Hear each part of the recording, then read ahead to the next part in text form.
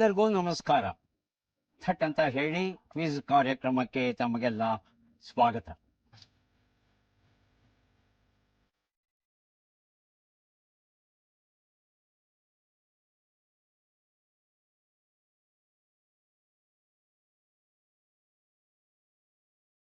ಜಗವ ಬೆಳಗುವ ಸೂರ್ಯ ದಕ್ಷಿಣದಿಂದ ಉತ್ತರದತ್ತ ಚಲಿಸುವ, ಧನುರಾಶಿಯಿಂದ ಮಕರದತ್ತ ಪಥ ಬದಲಿಸುವ ಕಾಲಘಟ್ಟವೇ ಸಂಕ್ರಮಣ, ಭಾರತೀಯರ ಸುಗ್ಗಿ ಹಬ್ಬ.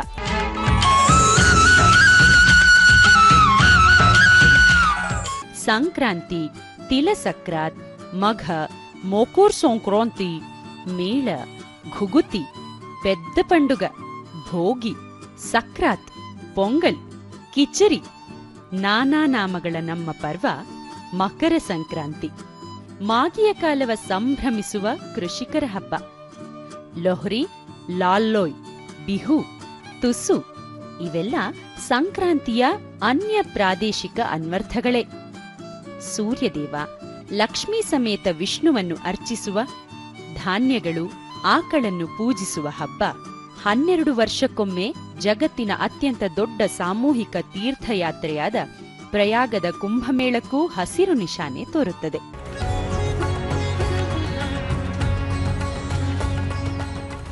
ಚಳಿ ತಡೆಯದ ನಮ್ಮ ಮೈಕೈ ಒಡೆವ ಕಾಲಕ್ಕೆ ಪ್ರಕೃತಿ ಕೊಟ್ಟ ದೇಣಿಗೆಗಳಾದ ಎಳ್ಳು, ಬೆಲ್ಲ, ಕಡ್ಲೆಬೀಜ, ಅವರೆಕಾಳು, ಕಬ್ಬು, ನವಣೆ, ಸಾಮೆ ಮೊದಲಾದ ಪೌಷ್ಟಿಕಾಂಶಯುಕ್ತ ರುಚಿಕರ ಆಹಾರ ಸೇವನೆಗೆ ನೆಪವಾಗಿ, ನೇಪಥ್ಯವಾಗಿ ಆಚರಿಸಲ್ಪಡುವ ಹಬ್ಬವೇ ಸಂಕ್ರಾಂತಿ.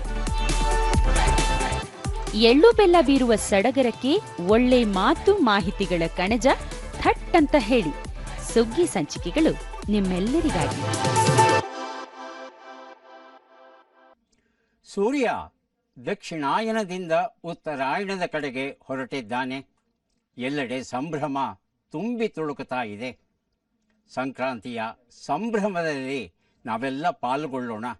ನಾವು ನಮ್ಮ ತಂಡದ ಜೊತೆ ಕನಕಪುರಕ್ಕೆ ಬಂದಿದ್ದೇವೆ. 2 ಗ್ರಾಮಗಳನ್ನು ಭೇಟಿ ಕೊಡುವ ಯೋಜನೆ ನಮ್ಮದು. ಮೊದಲು ಬಂದಿದ್ದೇವೆ ಕಾಡು ಶಿವನಹಳ್ಳಿಗೆ. ಕಾಡು ಶಿವನಹಳ್ಳಿಯ ರೈತರ ಮನೆಗೆ ಹೋಗೋಣ, ಮಾತುಕತೆ ಆಡೋಣ, ಒಂದಷ್ಟು ಪ್ರಶ್ನೆ ಕೇಳಿ, ಒಂದಷ್ಟು ಮಾಹಿತಿ ಪಡೆದು, ಒಂದಷ್ಟು ಪುಸ್ತಕಗಳನ್ನು ಹಂಚೋಣ. ಸಿದ್ಧವಾಗಿದ್ದೀರಾ? ಮತ್ತ್ಯಾಕೆ ತಡ, ಬನ್ನಿ ನನ್ನ ಜೊತೆ ಹೋಗೋಣ. ಯಾರ್ಯಾರು ಸೇರಿದ್ದೀವಿ ಮನೇಲಿ?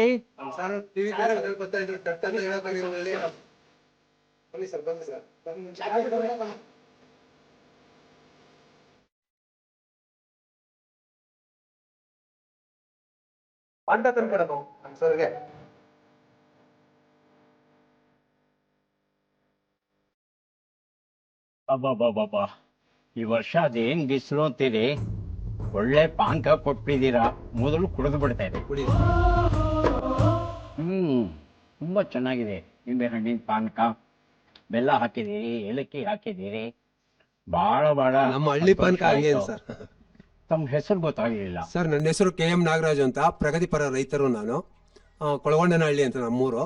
ಅದಕ್ಕೆ ಈ ಒಂದು ಕಾರ್ಯಕ್ರಮಕ್ಕೆ ಕರ್ಸ್ಕೊಂಡಿದ್ದಾರೆ ನಮ್ಮ ರೈತರು ಸಿಳ್ಳಿಂಗೇಗೌಡರು. ಅದಕ್ಕೆ ಈ ಊರಿಗೆ ಬಂದಿದ್ದೀನಿ ಸರ್.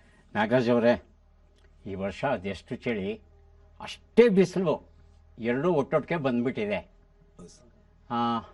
ಹಿಂಗಾರು ಮಳೆ ಹೇಗಿತ್ತು? ಮಳೆ ಎಲ್ಲ ಚೆನ್ನಾಗಿತ್ತು. ಆದ್ರೆ ಈ ಬಿಸಿಲು ನಮಗೆ ರೈತರಿಗೆ ಈ ಕಾಲಕ್ಕೆ ಬಿಸಿಲು ಬಂದ್ರೇನೆ.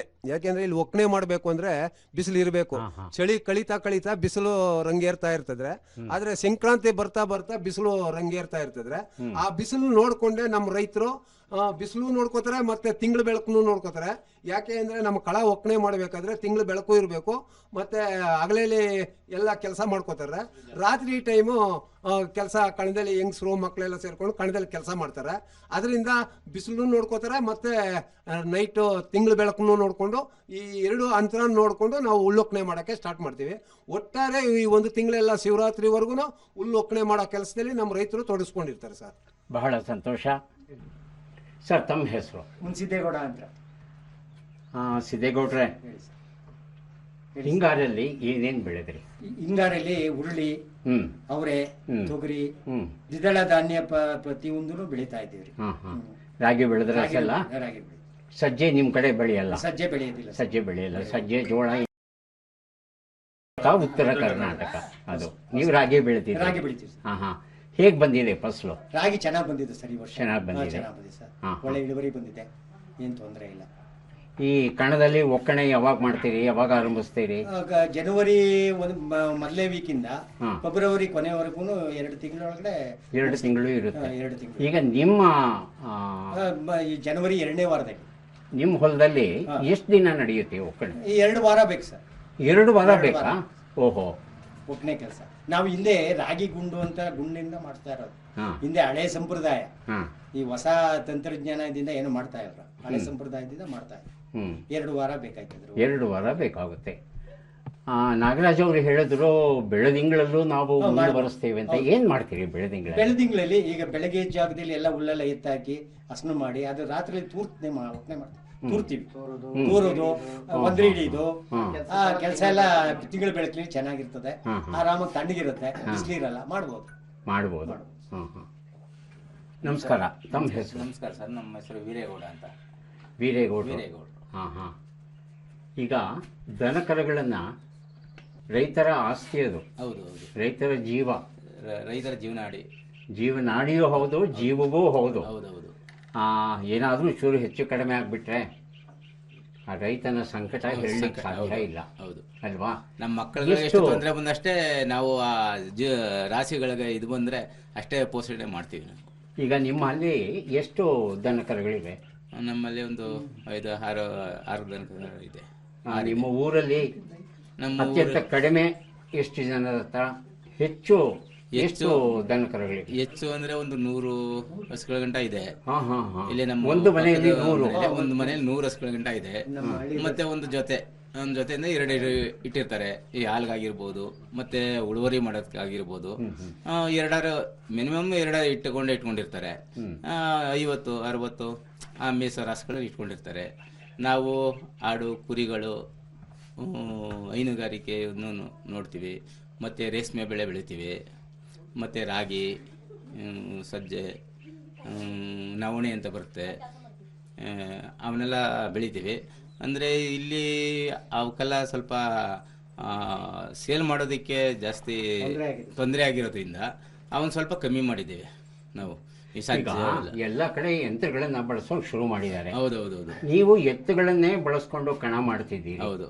ಯಂತ್ರಗಳು ಬಂದಿಲ್ವಾ ನಿಮ್ಮೂರಿಗೆ? ಆ ಯಂತ್ರಗಳು ಬೇಜಾರ ಬಂದಿದೆ. ಆದರೆ ನಮ್ಮ ರೈತರು ಹಿಂದೆ ಏನು ನಮ್ಮ ಹಿರಿಕರು ಮಾಡ್ತಾ ಇದ್ರು ಆ ಪದ್ಧತಿ ಮಾಡ್ಕೊಂಡು ಹೋದ್ರೆ ನಮ್ಮ ಆರೋಗ್ಯಕ್ಕೂ ಒಳ್ಳೇದು. ಹೌದು ಹೌದು. ನಾವು ಎಲ್ಲ ಯಂತ್ರಗಳಲ್ಲೇ ಮಾಡಿಸಿದ್ರೆ ಆ ಯಂತ್ರದಲ್ಲೇ ಬಾರಿ ಅದರಲ್ಲಿ ಪವರ್ ಹೊಟ್ಟೋಗಿರುತ್ತೆ ಅಂತ ಇದೆ ಇರೋದಿಲ್ಲ. ಮತ್ತೆ ವೆಚ್ಚನೂ ಜಾಸ್ತಿ ಆಗುತ್ತೆ. ಮತ್ತೆ ನಾವು ಆರ್ಗಾನಿಕ್ ಉಪಯೋಗಿಸಿ ನಾವು ಹಿಂದೆ ನಾಟಿ ಗೊಬ್ಬರ ಉಪಯೋಗಿಸಿ ನಾವು ಮಾಡಿದ್ರೆ ವ್ಯವಸಾಯ ರೈತರಿಗೂ ಆಗಲಿ ಎಲ್ಲರಿಗೂ ಒಂದು ಆರೋಗ್ಯ ಚೆನ್ನಾಗಿರುತ್ತೆ. ಇವಾಗ ಗೌರ್ಮೆಂಟ್ ಗೊಬ್ಬರ, ಯೂರಿಯಾ, DAP ಇವೆಲ್ಲ ಹಾಕಿ ಮಾಡ್ತಾರೆ.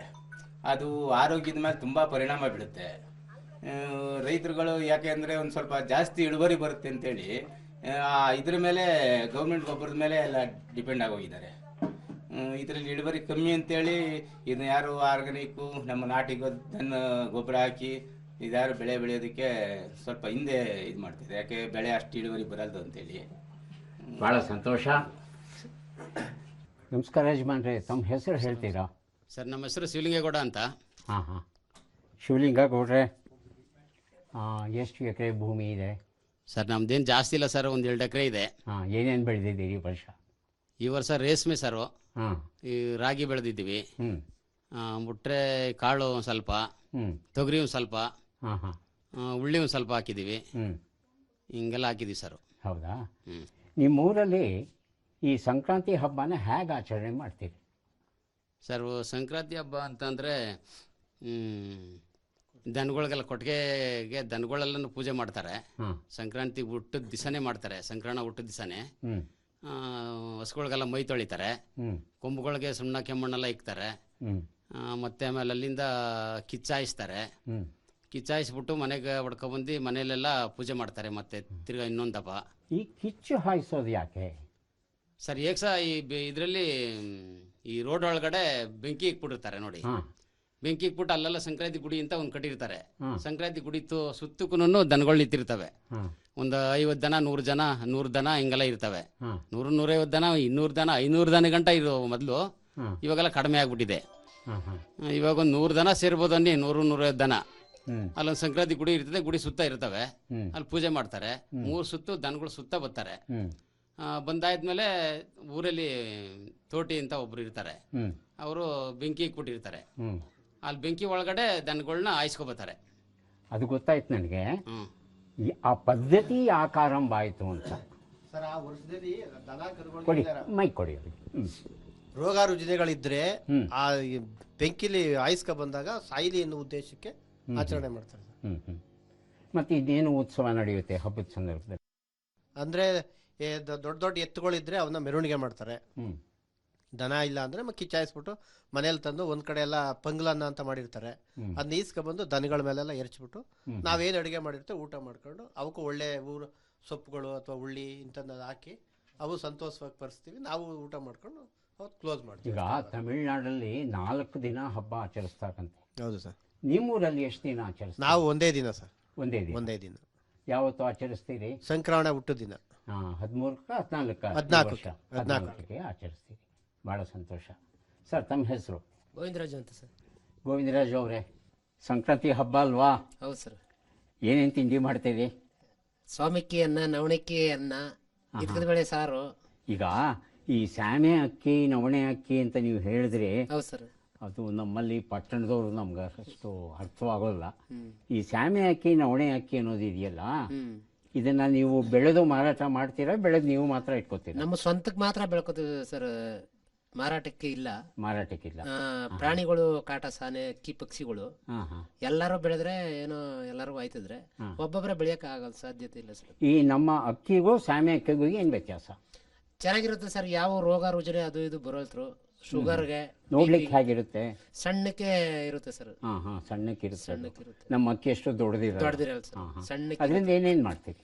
ಅದರಿಂದ ಗಿಣ್ಣು ಮಾಡ್ಬೋದ್ರು, ನಾಟಿ ಹಸಿನು ಹಾಲಲ್ಲಿ ನಾವು ಬೇಯಿಸ್ಕೊಂಡು ನವಣೆಯಲ್ಲಿ ಎಲ್ಲ ಮಾಡ್ಬೋದ್ರು, ಊಟ ಮಾಡ್ಬೋದ್ರು. ಈಗ ನವಣೆ ಬಿಟ್ಟು ಬೇರೆ ಏನು ಮಾಡ್ತೀರಿ? ಸಾವಿಗೆ ಮಾಡ್ಬೋದ್ರು, ಹಂಗೆ ಅನ್ನ ಮಾಡ್ಕೊಂಡು ತಿನ್ಬೋದ್ರು. ಶುಗರು BP-ಗೆ ಅಂತ ಇಂಥದಕ್ಕೆ ಭಾಳ ಒಳ್ಳೆಯದು, ತುಂಬಾ ಒಳ್ಳೇದು ಸರ್. ನಾಟಿ ಏನೇನು ತರಕಾರಿ ಬೆಳೆದಿರ್ತೀರಾ ಈ ಹೊತ್ತಿಗೆ? ಎಳ್ಳು, ಬೆಲ್ಲ, ಮತ್ತೆ ಇವು ಸಂಕ್ರಾಂತಿ ಹಬ್ಬಕ್ಕೆ ಅವರೆಕಾಯಿ ಬೇಯಿಸ್ಬೇಕಾದ್ರೆ ಇದು ತುಂಬೆ ಗಿಡ, ತುಳಸಿ ಗಿಡ, ಕಡಲೆಕಾಯಿ ಇವೆಲ್ಲನೂ ಹಾಕಿ. ಈ ಗಿಡ ಯಾಕೆ ಹಾಕೋದು? ಚೆನ್ನಾಗಿರ್ತದೆ ಸರ್, ಅದು ರುಚಿ ಇರುತ್ತೆ. ತುಂಬೆ ಗಿಡನೂ ತುಳಸಿ ಹಾಕಿದ್ರೆ ಸೊನೆ ಹೋಯ್ತದೆ, ಟೇಸ್ಟ್ ಚೆನ್ನಾಗಿರುತ್ತೆ ಸರ್. ಅದೆಲ್ಲ ಹಾಕಿ ಬೇಯಿಸಿದ್ರೆ ಚೆನ್ನಾಗಿರುತ್ತೆ. ತೊಗರಿನೂ ಬಂದಿರುತ್ತೆ ಈ ಹೊತ್ತಿಗೆ? ತೊಗರಿನೂ ಬಂದಿದೆ ಸರ್. ನೀವು ಬೆಳೆದಿದ್ದೀರಾ ತೊಗರಿ? ತೊಗರಿ ಇದೆ ಸರ್. ತೊಗರಿನೂ? ಸೊ ತೊಗರಿನೂ ಬೇಯಿಸ್ಬಿಟ್ಟು ತಿನ್ಬಹುದಾ? ತಿನ್ಬೋದು ಸರ್. ಮತ್ತೇನು ಬೇಯಿಸಿ ತಿನ್ನೋದುಂಟು ಈ ಹೊತ್ತಲ್ಲಿ? ಅವರೆಕಾಯಿ, ತೊಗರಿಕಾಯಿ, ಕಡಲೆಕಾಯಿ, ಗೆಣಸು. ಕಡಲೆಕಾಯಿ ಬೆಳಿತೀರಾ ಇಲ್ಲಿ? ಕಡಲೆಕಾಯಿ ಬೆಳಿತೀವಿ ಸರ್. ಬೆಳಿತೀರಿ, ಗೆಣಸು ಬೆಳಿತೀರಾ? ತುಂಬ ಸಂತೋಷ. ಆಗಿದ್ಮೇಲೆ ಹಬ್ಬ ಜೋರಿರುತ್ತೆ, ಚೆನ್ನಾಗಿರುತ್ತೆ ಸರ್ ಅಲ್ವಾ? ತುಂಬ ಸಂತೋಷ. ಇಂಗ್ಲೀಷ್ ಕ್ಯಾಲೆಂಡರಿನ ಪ್ರಕಾರ ಈ ಸಂಕ್ರಾಂತಿ ಹಬ್ಬ ಮೊದಲನೇದು, ಆದರೆ ನಮ್ಮ ಭಾರತೀಯ ಪದ್ಧತಿಯ ಪ್ರಕಾರ ಉಗಾದಿ ಮೊದಲ ಹಬ್ಬ. ಚಿಂತೆ ಇಲ್ಲ. ಈ ಸಂಕ್ರಾಂತಿ ಹಬ್ಬದ ಸಂದರ್ಭದಲ್ಲಿ ನಿಮ್ಮೂರಲ್ಲಿ ಯಾವ ದೇವರನ್ನು ಪೂಜೆ ಮಾಡ್ತೀರಿ? ಊರಲ್ಲಿ ಗ್ರಾಮ ದೇವತೆಗಳು ಇರ್ತವೆ. ಗ್ರಾಮ ದೇವತೆಗಳನ್ನ ಪೂಜೆ. ಹೆಸರು ಹೇಳ್ತೀರಾ? ಮುತ್ತರಾಯ ಸ್ವಾಮಿ, ಬಸವೇಶ್ವರ, ಮತ್ತೆ ಓಂ ಶಕ್ತಿ. ಗ್ರಾಮದಲ್ಲಿ ಎಷ್ಟು ದೇವಸ್ಥಾನ ಐತೋ ಅಷ್ಟು ದೇವಸ್ಥಾನನೂ ಓಪನ್ ಮಾಡಿ ಪೂಜೆ ಮಾಡಿಸ್ತೀವಿ. ಎಲ್ಲ ಗ್ರಾಮ ದೇವಸ್ಥಾನ ಪೂಜೆ ಮಾಡ್ತೀವಿ. ಈಗ ಗ್ರಾಮ ದೇವತೆಗಳನ್ನ ಬಿಟ್ಟು ಇನ್ಯಾವ್ದಾದ್ರು ದೇವತೆಯನ್ನು ಪೂಜೆ ಮಾಡೋದು? ಸೂರ್ಯ ದೇವರನ್ನ ಪೂಜೆ ಮಾಡ್ತೀವಿ. ಸಂಕ್ರಾಂತಿ ಅಂದ್ರೆ ಸೂರ್ಯ. ತಮಿಳ್ನಾಡಲ್ಲಿ ಈ ಸೂರ್ಯನಿಗೇನೆ ಪೊಂಗಲನ್ನು ಅರ್ಪಿಸ್ತಾರೋ, ಹಾಗೆ ನಿಮ್ಮಲ್ಲಿ ಏನಾದರೂ ಸೂರ್ಯನಿಗೆ ವಿಶೇಷವಾದ ಪೂಜೆ ಮಾಡೋದುಂಟಾ? ದೇವಸ್ಥಾನದಲ್ಲಿ ಸೂರ್ಯನ ಹೆಸರು ಹೇಳಿ ಪೂಜೆ ಮಾಡ್ತೀವಿ. ಮತ್ತೆ ಸಂಕ್ರಾಂತಿ ಹಬ್ಬ ಅಂದ್ರೆ ಒಂದು ರೈತರಿಗೆ ಸುಗ್ಗಿ ಹಬ್ಬ ಇದೆ, ಸುಗ್ಗಿ ಹಬ್ಬದ ಥರ ಆ ಥರ ಪೂಜೆ ಮಾಡ್ತೀವಿ ನಾವು. ಬಹಳ ಸಂತೋಷ. ನಾಗರಾಜ್ ಅವರೇ, ಈ ಬಯಲ್ನಾಟಕ, ಹಾಡು, ಕುಣಿತ ಇತ್ಯಾದಿಗಳೆಲ್ಲ ನಿಮ್ಮೂರಲ್ಲಿ ಮಾಡ್ತೀರಾ? ಯಾವ್ಯಾವ ಹಬ್ಬದಲ್ಲಿ ಮಾಡ್ತೀರಿ ಸರ್? ಇದು ಹೇಳಬೇಕು ಅಂದರೆ ಕಣದ ಸುಗ್ಗಿ ಹಬ್ಬದಲ್ಲಿ ಹಾಡು ಗುಂಡು ಕಟ್ಕೊಂಡು ಗುಂಡು ಹೊಡ್ಕೊಂಡು ರಾಗಿ ಕಣ ಮಾಡಬೇಕಾದ್ರೆ ಹಾಡು ಆಡ್ಕೊಂಡೇ ಮಾಡ್ತಾರೆ. ಮತ್ತೆ ಈ ಯುಗಾದಿ ಮತ್ತೆ ಶಿವರಾತ್ರಿಲೆಲ್ಲ ಊರ ಹಬ್ಬ ಮಾಡಿದಾಗ ಗ್ರಾಮ ದೇವತೆಗಳನ್ನ ನಡ್ಕೊಂಡು ಆ ಜಾತ್ರೆಗಳು ಈ ಜಾನಪದ ಗೀತೆಗಳು ಅಂದ್ರೆ ಬರೆದವರಿಲ್ಲ, ಇದಕ್ಕೆ ಸಾಹಿತಿಗಳಿಲ್ಲ, ಮತ್ತೆ ಇದನ್ನ ಜನರ ಬಾಯಿಂದ ಜನರ ಪೂರ್ವಿಕರಿಂದ ಬಂದಂತ ಹಾಡುಗಳಿವು. ಅವ ತನ್ನಷ್ಟಕ್ಕೆ ತಾನು ಹೇಳ್ಕೊಂಡು ಅವನ ಒಂದು ಸುಖ ಸಂತೋಷಕ್ಕೋಸ್ಕರ ಬಿಸಿಲಲ್ಲಿ ದುಡಿಬೇಕಲ್ರ, ಅಂತದಕ್ಕೋಸ್ಕರ ಅವನಷ್ಟಕ್ಕೆ ಅವನೇ ಕಟ್ಟಿಕೊಂಡು ಆ ಹಾಡನ್ನ ಆಡ್ಕೊಂಡು ಗುಂಡು ಹೊಡ್ಕೊಂಡು ದನ ಮೇಸುವಾಗ ಇರ್ಬೋದು, ಗುಂಡು ಹೊಡೆಯುವಾಗಿರ್ಬೋದು, ರಾಗಿ ತೂರುವಾಗಿರ್ಬೋದು, ಇಂಥವನ್ನೆಲ್ಲ ಮಾಡ್ತಾ ಇರ್ತಾರೆ. ಈ ರಾಗಿ ಕಣ ಅಂತ ಅಂದ್ರೆ ನಮ್ಮ ನಿಜವಾದ ಹೆಸರು ಅಲ್ಲಿ ಏನು ಒಂದು ಹೇಳುವಂಗಿಲ್ಲ, ಬೇರೆ ಬೇರೆ ಹೇಳ್ಬೇಕು. ನಮ್ಮ ಏನು ಕಣದೊಳಗೆ ಒಕ್ಕಣೆ ಮಾಡಕ್ ಸಾಮಾನು ಇದೆಯೋ ಅವಕ್ಕೆಲ್ಲ ಬೇರೆ ಹೆಸರೇ ಹೇಳ್ಬೇಕು. ಅದು ಎಲ್ಲಿ ಬರ್ತದೆ ಅಂದ್ರೆ ಸುಗ್ಗಿ ಕಣ ರಾಶಿ ಪೂಜೆ ಮಾಡುವಾಗ ಬರ್ತದೆ ಅವೆಲ್ಲ, ಅಂತ ಹೆಸರುಗಳನ್ನ ಹೇಳ್ಬೇಕು. ಈಗ ನಮ್ಗೆ ಬರೋ ಅಂತ ಒಂದ್ 2 ಹಾಡು ಜನಪದ ಹಾಡು, ನಮ್ಮ ರಾಗಿ ಕುಯ್ಯುವಾಗಿರ್ಬೋದು, ರಾಗಿ ಸುಗ್ಗಿ ಮಾಡುವಾಗಿರ್ಬೋದು, ಅಂತ ಟೈಮಲ್ಲಿ ಏನು ಹಾಡಾಡ್ತೀವೋ 1-2 ಹಾಡು ಆಡುವ ಅಂತ ಒಂದು ಆಸೆ. ಹಾಡಿ. ಮುಗಲು ಮುಟ್ಟಿನ ಕೋಲು ನವಲು ಬಣ್ಣದ ಕುಂಟೆ, ಅರಗೋವೆರಡೆತ್ತು ನವರತ್ನ ಕಟ್ಟಿಕೊಂಡು ಜಾಣಾರ ಹುಡುಗ ಜವನಾವೋ ಕೀ, ಈ ತರ ನಾವು ಹಾಡನ್ನ ಹೇಳ್ತಾ ಇರ್ತಾರೆ ಸರ್. ನವರತ್ನಗಳು ಅಂದರೆ ಹಸುಗಳನ್ನ ಎತ್ತುಗಳನ್ನ, ಅಕ್ಷರಶಃ ರೈತನ ಪಾಲಿಗೆ ನವರತ್ನಗಳೇ ಅವು. ಇನ್ನೊಂದು ಹಾಡು. ಮಾರವ್ವ ಹೋಯ್ತಾಳೆ ಮಡವಾಳ ದೇಶಕ್ಕೆ, ಮಳೆ ಬಂದರೆಲ್ಲಿ ತಂಗ್ಯಾಳೋ ಮಾರವ್ವ, ಒಡೆದ ಒಂಬಾಳೆ ಸುಳಿಯಲ್ಲೇ ಕೀ.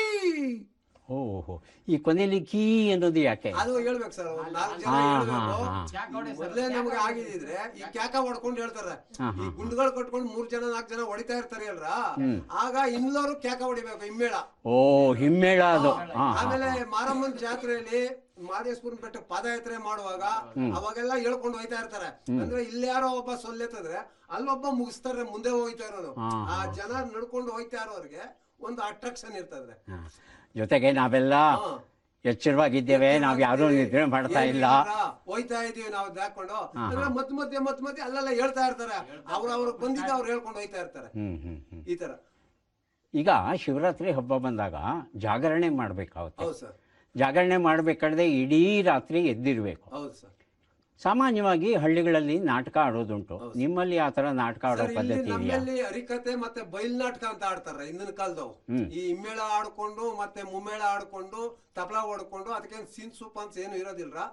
ಇವತ್ತಿನ ಕಾಲಕ್ಕೆ ಯಾವ್ದೋ ಒಂದು ಸಿನ್ಸ್ ಕಟ್ಕೋತಾರೆ ಅಂತ ದೇವಸ್ಥಾನದ ಮುಂಭಾಗ ಜನನೆಲ್ಲ ಸೇರಿಸಿ ಆ ಒಂದು ಬಯಲ್ ನಾಟಕ ಆಡಿ, ಆ ನಾಟಕ ಎಲ್ಲ ಆಡೋದ್ಮೇಲೆ ಬೆಳಗ್ಗೆಯಲ್ಲಿ ಆ ಶಿವರಾತ್ರಿ ಹಬ್ಬದ ಪ್ರಸಾದ ಕೊಟ್ಟು ದೇವ್ರಿಗೆಲ್ಲ ಪೂಜೆ ಮಾಡಿಸ್ಕೊಂಡು ಅವ್ರ ಮನೆಗೆ ಹೋಯ್ತಾರೆ ಸರ್, ನಿದ್ಗೆಟ್ಕೊಂಡು ಒಂದು ಇದು ಮಾಡಿ. ಆಗ್ಲಿ, ಒಟ್ಟಿನಲ್ಲಿ ಹಳ್ಳಿ ಜೀವನದಲ್ಲಿ ಹಬ್ಬಗಳು ಬಹುದೊಡ್ಡ ಪಾತ್ರ ವಹಿಸುತ್ತೆ ಅಂತ ಆಯಿತು. ಈಗೂ ಅಲ್ಲಲ್ಲೇ ಮಾಡ್ತಾ ಇರ್ತಾರೆ ಸರ್. ತುಂಬ ಸಂತೋಷ. ನಾಗರಾಜ್ ಅವರೇ, ನಿಮ್ಮೂರಲ್ಲಿ ಸಂಕ್ರಾಂತಿ ಹಬ್ಬವನ್ನು ಹೇಗೆ ಮಾಡ್ತೀರಿ, ಏನೇನು ಬೆಳಿತೀರಿ ಎಲ್ಲ ನಮಗೆ ತಿಳಿಸ್ಕೊಟ್ರೆ. ಹಾಗೆ ನಾವು ಹೋಗೋದು ನಮಗಿಷ್ಟ ಇಲ್ಲ. ತಾವು ಓದಬೇಕು, ಹೆಚ್ಚಿನ ವಿಚಾರ ತಿಳ್ಕೋಬೇಕು, ನಿಮ್ಮ ಊರಿನವ್ರಿಗೂ ತಿಳಿಸ್ಬೇಕು ಅಂತ ಒಂದಷ್ಟು ಪುಸ್ತಕಗಳನ್ನು ಕೊಡ್ತಾ ಇದ್ದೇವೆ. ದೇವಡು ನರಸಿಂಹಶಾಸ್ತ್ರಿ ಅವರು ಬರೆದಂಥ ರಾಮಾಯಣದ ಮಹಾಪುರುಷರು ಅನ್ನೋ ಒಳ್ಳೆಯ ಒಂದು ಪುಸ್ತಕ ತಮಗೆ ಕೊಡ್ತಾ ಇದ್ದೇವೆ. ದಯವಿಟ್ಟು ಪುಸ್ತಕವನ್ನು ಸ್ವೀಕರಿಸಿ. BP ಕಾಳೆ ಅವರು ನಮ್ಮ ದೇಶಕ್ಕೆ ಸ್ವಾತಂತ್ರ್ಯವನ್ನು ತಂದುಕೊಟ್ಟಂಥ ವೀರರ ಬಗ್ಗೆ ಪುಸ್ತಕವನ್ನು ಬರೆದಿದ್ದಾರೆ, ಅದು ತಮಗೆ ಕೊಡ್ತಾ ಇದ್ದೇನೆ, ಸ್ವೀಕರಿಸಿ. ವಚನದಲ್ಲಿ ನಾಮಾಮೃತ ತುಂಬಿ, ನಯನದಲ್ಲಿ ಮೂರುತಿ ತುಂಬಿ, ಮನದಲ್ಲಿ ನಿಮ್ಮ ನೆನಹು ತುಂಬಿ, ಕಿವಿಯಲ್ಲಿ ಕೀರುತಿ ತುಂಬಿ, ಕೂಡಲ ಸಂಗಮ ದೇವ ನಿಮ್ಮ ಚರಣ ಕಮಲದೊಳಗಾನು ತುಂಬಿ. ಬಸವಣ್ಣನವರ ವಚನಗಳ ಪುಸ್ತಕ ಡಾಕ್ಟರ್ PV ನಾರಾಯಣ ಅವರು ಆಯ್ಕೆ ಮಾಡಿ ಒಳ್ಳೆಯ ಟಿಪ್ಪಣಿಗಳನ್ನು ಬರೆದಿದ್ದಾರೆ. ಅಪರೂಪದ ಪುಸ್ತಕ ತಮಗೆ ಕೊಡ್ತಾ ಇದ್ದೇನೆ, ದಯವಿಟ್ಟು ಸ್ವೀಕರಿಸಿ. ತಮಗೆ ಒಂದು ಅಪರೂಪದ ಪುಸ್ತಕ ಕೊಡ್ತಾ ಇದ್ದೇನೆ, ಪದ್ಮ ಪುರಸ್ಕೃತ ಕರ್ನಾಟಕ ವೈದ್ಯರು ಅಂತ. ಅಂದರೆ ಕರ್ನಾಟಕದಲ್ಲಿ ವೈದ್ಯರಾಗಿ ಒಳ್ಳೆಯ ಸೇವೆಯನ್ನು ಸಲ್ಲಿಸಿ ಭಾರತ ಸರ್ಕಾರದಿಂದ ಪದ್ಮಶ್ರೀ, ಪದ್ಮಭೂಷಣ, ಪದ್ಮವಿಭೂಷಣ ಪಡೆದಂಥ ಮಹಾನುಭಾವರು ಯಾರಿದ್ದಾರೆ ಅವರ ಬದುಕಿನ ಬಗ್ಗೆ ಒಂದು ಒಳ್ಳೆಯ ಪುಸ್ತಕ ಕೊಡ್ತಾ ಇದ್ದೇನೆ, ದಯವಿಟ್ಟು ಸ್ವೀಕರಿಸಿ. ಆನಾ ಕೃಷ್ಣರಾಯರನ್ನು ಮರೀಲಿಕ್ಕೆ ಸಾಧ್ಯ ಇಲ್ಲ. ಕಾದಂಬರಿ ಸಾರ್ವಭೌಮ ಅಂತ ಕರಿತೇವೆ. ಅವರು ಬರೆದಂಥ ಅಮೃತ ಮಂಥನ ಎನ್ನುವ ಒಂದು ಕಾದಂಬರಿ ಪುಸ್ತಕವನ್ನು ತಮಗೆ ಕೊಡ್ತಾ ಇದ್ದೇವೆ, ಸ್ವೀಕರಿಸಿ. ತೆರೆದ ಬದುಕಿನ ಪುಟಗಳು, KN ಭಗವಾನ್ ಅವರು ತಮ್ಮ ಜೀವನ ಚರಿತ್ರೆಯನ್ನು ಬರೆದಿದ್ದಾರೆ. ಒಬ್ಬ ವ್ಯಕ್ತಿಯ ಬದುಕಲ್ಲಿ ಏನೆಲ್ಲ ನಡೀತು, ಅದರಿಂದ ನಾವೇನು ಪಾಠ ಕಲಿಬೋದು, ಈ ಬಗ್ಗೆ ನಮಗೆ ಮಾಹಿತಿಯನ್ನು ಕೊಡುವಂಥ ಒಂದು ಅದ್ಭುತ ಪುಸ್ತಕ. ತೇಜಸ್ವಿನಿ ಹೆಗಡೆ ಅವರು ಜ್ಯೋತಯ್ಯನ ಬಿದಿರು ಬುಟ್ಟಿ ಎನ್ನುವ ಒಂದು ಕಥೆಗಳ ಪುಸ್ತಕವನ್ನು ಬರೆದಿದ್ದಾರೆ. ಆ ಪುಸ್ತಕ ತಮಗೆ ಕೊಡ್ತಾ ಇದ್ದೇನೆ, ಸ್ವೀಕರಿಸಿ. ನಿಮ್ಮೆಲ್ಲರಿಗೂ ಹೇಗೆ ಕೃತಜ್ಞತೆ ಸೂಚಿಸಬೇಕು ಗೊತ್ತಾಗ್ತಾ ಇಲ್ಲ. ಹಬ್ಬದ ಬಗ್ಗೆ ತಿಳಿಸ್ಕೊಟ್ರಿ, ನಿಮ್ಮೂರಲ್ಲಿ ಹೇಗೆ ಹಬ್ಬವನ್ನು ಆಚರಿಸ್ತೀರಿ, ಯಾವ ಯಾವ ತಿಂಡಿ ತಿನಿಸುಗಳನ್ನು ಮಾಡ್ತೀರಿ. ಸ್ಯಾಮೆ ಅಕ್ಕಿಯಲ್ಲಿ ಬೆಳೀತಾರೆ ಅನ್ನೋ ವಿಚಾರ ನನಗೂ ಗೊತ್ತಿರಲಿಲ್ಲ. ಆದರೆ ನಿಮ್ಮ ಮನೆ ಮಟ್ಟಿಗೆ ಬೆಳ್ಕೊತಿದ್ದೀರಾ. ನೀವು ಬೆಳೆದದ್ದನ್ನು ಬೇರೆಯವ್ರಿಗೂ ಮಾರುವ ರೀತಿಯಲ್ಲಿ ಅಷ್ಟು ಪ್ರಮಾಣದಲ್ಲಿ ಬೆಳೆದ್ರೆ ಚೆನ್ನಾಗಿರುತ್ತೆ. ಅಂತಹ ಅವಕಾಶ ಮುಂದೆ ಸಿಗಲಿ. ತುಂಬ ತುಂಬ ಮಾಹಿತಿಯನ್ನು ನಿಮ್ಮ ಊರಿನ ಬಗ್ಗೆ, ಸಂಕ್ರಾಂತಿ ಹಬ್ಬದ ಬಗ್ಗೆ ತಿಳಿಸ್ಕೊಟ್ಟಿದ್ದೀರಿ. ತಮ್ಮೆಲ್ಲರಿಗೂ ಧನ್ಯವಾದಗಳನ್ನು ಅರ್ಪಿಸ್ತಾ ಇದ್ದೇವೆ. ವೀಕ್ಷಕರೇ, ನಾವೀಗ ಇರುವ ಸ್ಥಳ ಕನಕಪುರದ ಬಳಿಯ ಕಾಡು ಶಿವನಹಳ್ಳಿ ಅಂತಕ್ಕಂಥ ಒಂದು ಗ್ರಾಮ. ಆ ಗ್ರಾಮದ ರೈತರ ಬಳಿ ಒಂದಷ್ಟು ಮಾತುಕತೆಯನ್ನು ಆಡಿದ್ವಿ. ನಮ್ಮ ಮಾತುಕತೆ ಇನ್ನೂ ಬಾಕಿ ಇದೆ. ಹಾಗಾಗಿ ಮುಂದಿನ ಸಂಚಿಕೆಯಲ್ಲಿ ಮತ್ತೆ ಭೇಟಿಯಾಗೋಣ. ಅಲ್ಲಿಯವರೆಗೆ ನಮಸ್ಕಾರ.